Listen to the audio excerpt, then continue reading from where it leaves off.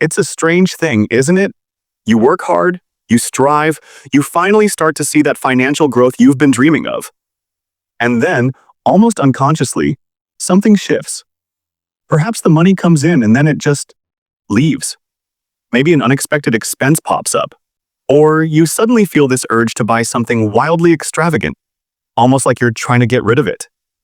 If you've ever felt that subtle, perplexing pull to push away financial progress just when it arrives, then perhaps you're experiencing a quiet form of self-sabotage. And believe me, you are absolutely not alone in this. For the longest time, I used to wonder about this myself. I'd have these periods where work was flowing, income was up, and everything felt good. And then, without fail, I'd find myself making a questionable decision. A frivolous purchase, maybe, or a sudden, inexplicable urge to lend money I really couldn't afford to lose. It wasn't about being irresponsible, not really. It was almost like an allergic reaction to having too much.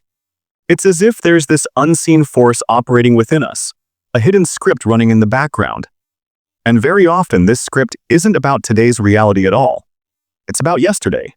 It's about the stories we absorbed, perhaps without even realizing it, from our earliest environments. Think about it for a moment. What were the unspoken rules about money in your childhood home? Was it a source of constant stress? Did your parents always say things like, "Money doesn't grow on trees"? Or, "We can't afford that"? Maybe you saw money come in, only to disappear quickly due to some crisis. Or perhaps, and this is a subtle one, you observed that when someone in your family did have money, it brought more problems than peace. Maybe it caused arguments or drew unwanted attention or even led to feelings of guilt among family members who had less. These are powerful, formative experiences, and they often get encoded into our nervous system, deep down, as protective mechanisms. I remember a client once shared with me that every time she got a bonus at work, she'd immediately feel this intense urge to spend it all on others. Gifts for her family, treating friends to dinner, donating a larger than usual amount. While generosity is wonderful for her, it became a pattern that left her feeling depleted, not empowered. After some gentle exploration, she realized it stemmed from a childhood where her parents, despite struggling, always emphasized giving away their last penny to those in need, almost as a moral imperative. They believed having too much was selfish, or perhaps even dangerous. So, for her, making more money unconsciously triggered this old survival mechanism. Get rid of it quickly so you're not seen as selfish or so you don't face the perceived dangers of having more. It's fascinating, isn't it? How these echoes resonate through our adult lives. Another person I worked with had the opposite reaction. Whenever money came in, he'd freeze. He wouldn't invest it, wouldn't even enjoy it. He'd just hoard it, almost pathologically, and constantly worry about losing it. His story? His family had lost everything in an economic downturn when he was a child.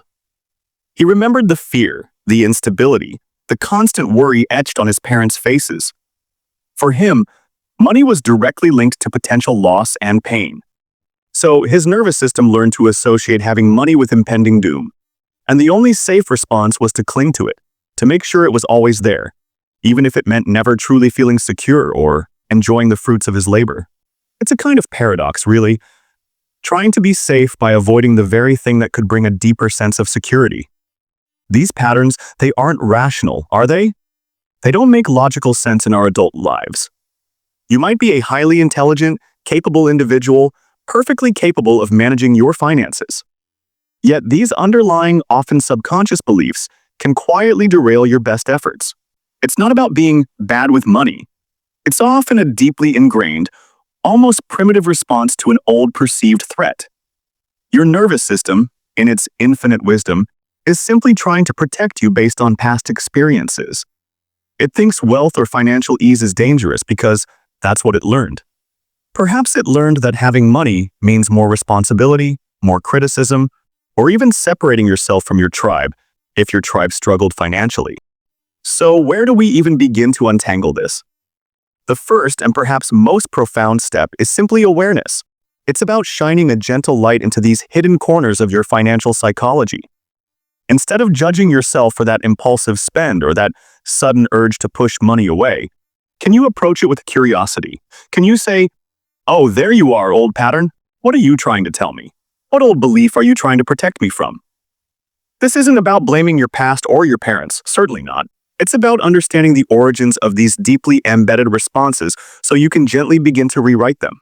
It's about acknowledging that a part of you, perhaps your inner child, learned that success or abundance was unsafe or came at too high a cost. And that part needs reassurance, not judgment. So, here's a small, gentle invitation for you this week. The next time you find yourself making a financial decision that feels a little off, maybe an impulse purchase, or an avoidance of your financial statements, or even a subtle anxiety when a new income stream opens up, just pause, take a quiet breath, and instead of criticizing yourself, simply ask, what might this action be trying to protect me from? What old story or belief is trying to play out here? Just observe. No need to fix it right away. The act of noticing, of holding this gentle curiosity, is the first step towards creating a new, safer relationship with money. It's how you start to tell your nervous system, your inner self, that it's safe to have more, that it's safe to thrive. If this idea of these subtle, almost invisible patterns resonated with you today, or if a particular story clicked into place for you, perhaps you could share a single word in the comments about how this idea landed for you. And if you're ready to continue gently unwinding these deep-seated patterns and build a more peaceful relationship with your finances, please consider subscribing.